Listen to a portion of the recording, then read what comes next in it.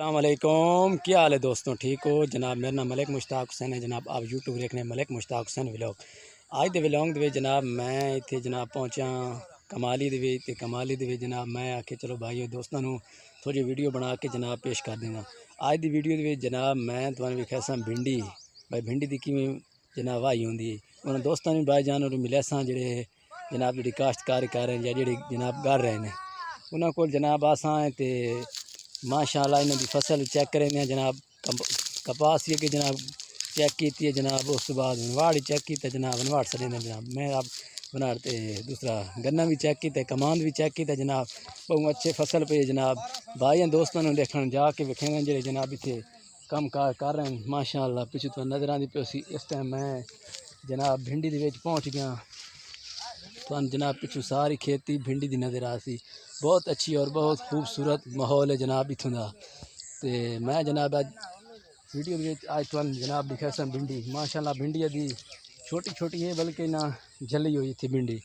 तो देखना वे भिंडी है या कोई नहीं जनाब। ये भिंडी का है जनाब इतों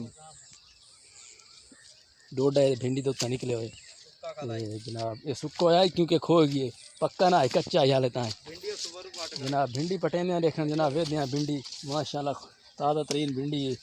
इधर देखो ये असर रीजनल भिंडी के मैं पहुँचा जनाब। देखने मिल गया है इंतज़ार अली देखने मिल गया जनाब। अस्सलाम वालेकुम। वालेकुम अस्सलाम। क्या हाल है जनाब? ठीक ठाक और सुनाओ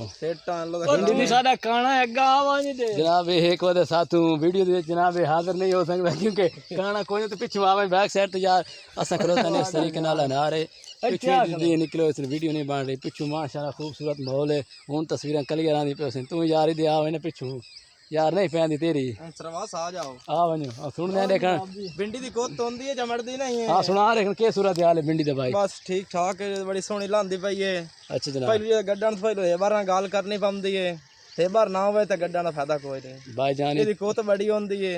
देखने ना कुल पूछता मालूमात जिवें भाई गड्डें दे किवें गडाई होंदी है किवें चुनाई होंदी है किवें भी जनाब बाजार च विकदी है ते के रेट चलदा पे आजकल भिंडी दा सुनाओ जनाब। हाँ सुनाओ जनाब। 150 दस दे रेट तो फिलहाल तो 150 रुपया खलोता है। ठीक है जनाब 150 300 ते गई है। अच्छा हुन मजीद कुर्बानी दे होर ही घट जावनी है। हाँ हुन तो कुर्बानी दा सीजन आ गया। हाँ जी सब्जियां सारियां कम हो गई इंजे इंजे जी।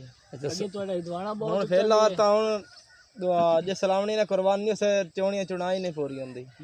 हाँ जी माशाल्लाह सोहनी पई है। सुनाओ भाई पहले नंबर ते दसो भाई गडाई किवें दी होंदी है? गडाई दी पहले चंगी जमीन तैयार करके अच्छा जनाब या वेखो खेला निकलियां पईयां खेला काट के भाई जान वीडियो दे सामने नजर आ रहे हुसैन बिल्कुल खेला निकलियां खेलियां निकली ठीक है खेलियां नजर आनी पई खेला काट के मोने ने जी चोपा लवावना पानी दे विच ठीक है चोपा पानी लवा के मोने 3-4 गोड़ियां होंदियां सफाई दी बड़ी रखनी पौंदी है। ठीक हो गया जनाब। इन रोज स्प्रे करनी पौंदी है।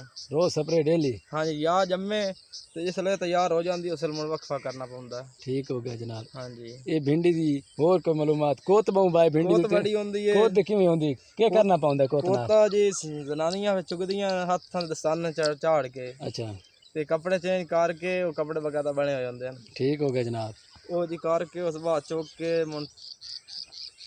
अच्छा जनाब होर अस्सलाम वालेकुम जनाब। मंडी पे बंदा क्या हाल है भाईजान? ये भाईजान जेडे ना ये अस मालिक है जनाब भिंडी का क्योंकि असा इतने पहुँचे कमाली दोस्त बंदा इस अस मिलन शिलन आया तो असा के चलो वीडियो शीडियो जनाब बना लवा है सवाए जिम्मेदार बंदा है क्योंकि इस नाल भाई मैं नशे नत भाई करेंदा पे जनाब।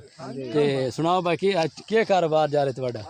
कारोबार है जी पानी शानी लेने सारा नु खाद पानी पीने मोड़ भिंडियां चुगने अच्छा भिंडियां चुगा के मोड़ मंडी चला वेने मुड़ अगे बाजार विकदियां कोत बहुंदी है। अच्छा कोत बहुंदी है ते जेड़े चाड़ा पट्टन वाले होंदे न उन्हां दे हत्थां ते ताने चाड़ के अच्छा जनाब फिर पटिंदी है। ठीक हो गया। ठीक है मोड़ जनाब रिश्ते ते अगे बेच ओने ते फिर मुड़ विकदी है मुड़ चोणियां दे पैसे देने 50 रुपया किलो दा। अच्छा 50 रुपया चुगाई। ठीक हो गया जनाब। चुगाई पे के मुड़ दुए दे नेत चुगिंदियां ना दियां नेत रोजाना जमीन हर रोज। ये जनाब ये छोटा काद क्यों है अगर चलिए ना नजर वेच दिखा ना भाई भाई छोटा काद क्यों है इधर?